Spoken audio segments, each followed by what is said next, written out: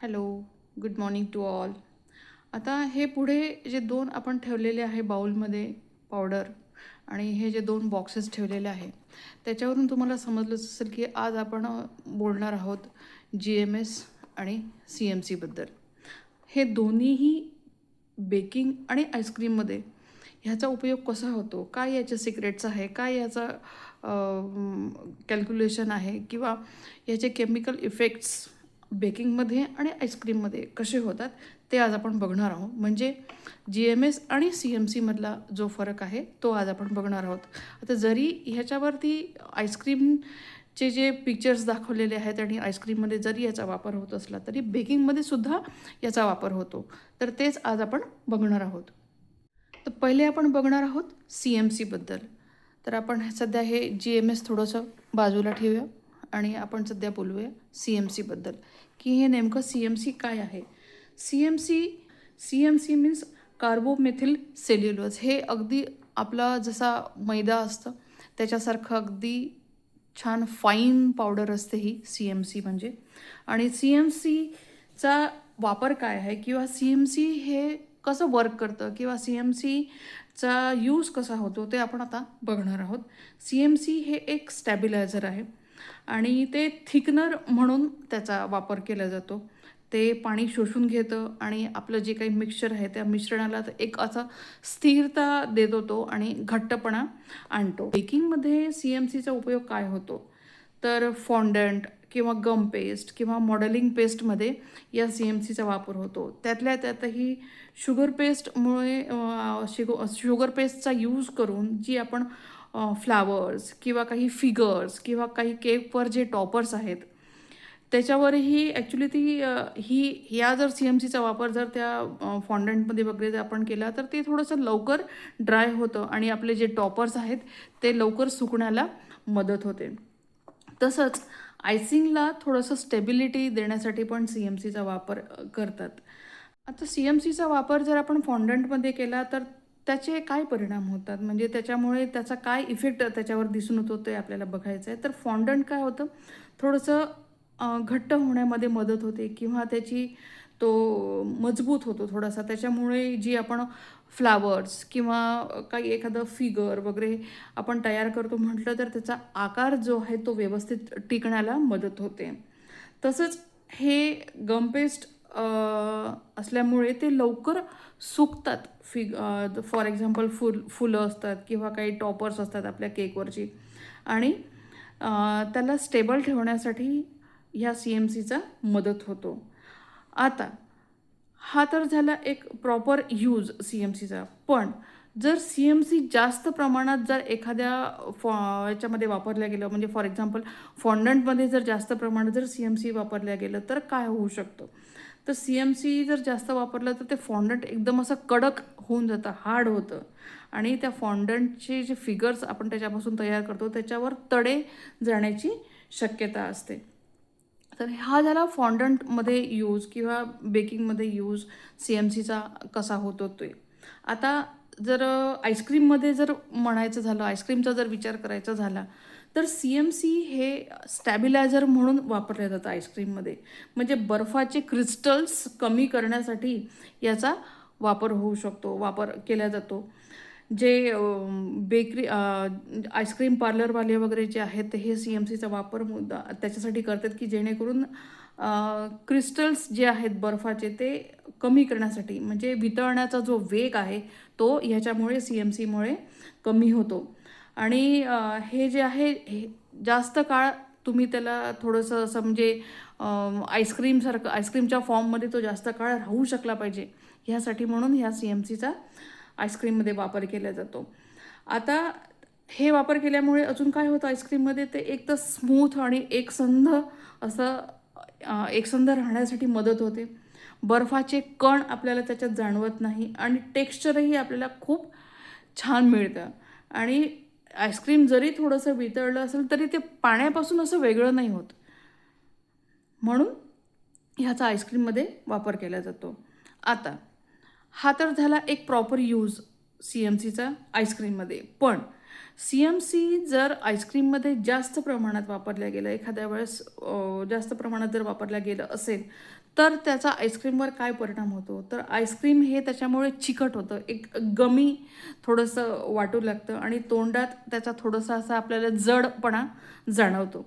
त्याच्यामुळे CMCचा वापर हा आपल्याला कुठेही राहो, बेकिंग म्हणा किंवा आईस्क्रीम म्हणा, इथे जपूनच करायचा आहे. आता आपण बघणार आहोत GMS बद्दल.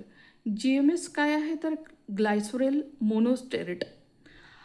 GMS हा एक इम्युल्सिफायर आहे. आता ह्याचं जर टेक्स्चर जर बघायचं म्हटलं तर एक रवाळ असं एक याचं टेक्स्चर आहे अगदी. आता ह्याचं GMSचं काम काय आहे, तर फॅट आणि पाणी तो एकत्र ठेवतो. आता ते कसं ठेवतो ते आपण पुढे बघणारच आहोत. आणि मिश्रणामध्ये जर एअर आपल्याला टिकवून ठेवायची असेल, एअर इनकॉर्पोरेशन जे झालं असेल ते जर आपल्याला टिकवून ठेवायचं असेल, तर त्याच्यासाठी या GMSचा वापर केला जातो. तर बेकिंगमध्ये GMSचा उपयोग कसा होतो, तर बेकिंगमध्ये ह्याला आपण स्पॉन्जमध्ये आपण वापरू शकतो किंवा जे आजकाल मार्केटमध्ये प्रीमिक्सेस जे अवेलेबल आहेत केकसाठी, केक बेस किंवा केक स्पॉन्ज तयार करण्यासाठी प्रीमिक्सेस जे मिळतात त्याच्यामध्ये सुद्धा या GMSचा वापर करतात. आता ह्याचा वापर कसा करतात, तर केकमध्ये व्हॉल्यूम वाढवण्यासाठी GMSचा वापर केला जातो. तसंच केक स्पॉन्जची जी शेल्फ लाईफ आहे ती सुद्धा सुधारण्यासाठी या GMSचा वापर केला जातो. आता ह्यानी हा GMSचा वापर केल्याने केकमध्ये जर आपण GMSचा वापर केला तर काय होणार आहे, तर केकमध्ये आपण जर ह्याचा वापर केला तर केक हा मऊ, हलका आणि स्पॉन्जी होण्यास मदत होते.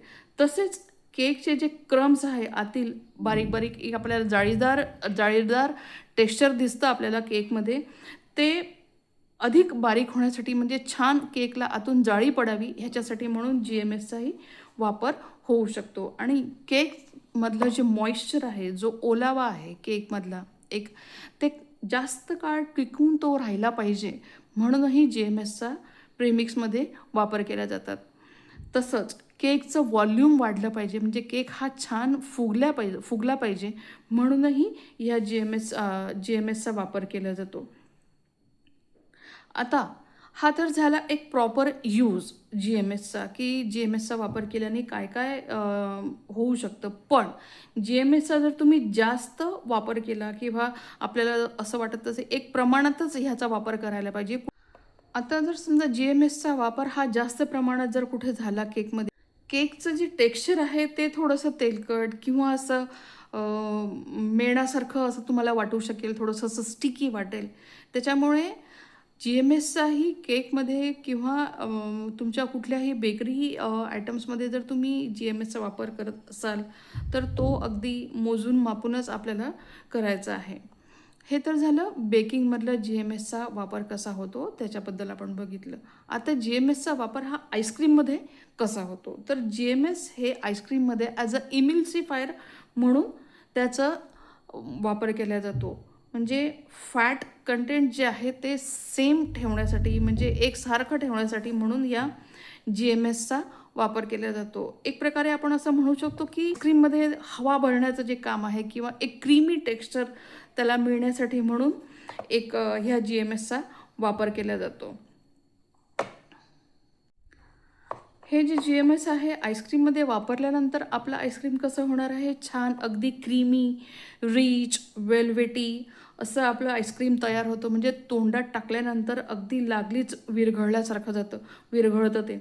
आणि एकदम आपला तोंडामध्ये आपण जेव्हा आईस्क्रीम एखादा फर्स्ट बाईट आपण जेव्हा घेतो आणि आपल्या जिभेवर जेव्हा ते तरळतं तेव्हा एकदम माउथ फील जो आहे आपल्या बॉडीमध्ये तो एकदम छान वाटतं आपल्याला ते आईस्क्रीम खाल्ल्यानंतर. त्याच्यामुळे छान एक प्रीमियम टेक्स्चर आपल्याला या GMSमुळे मिळतं.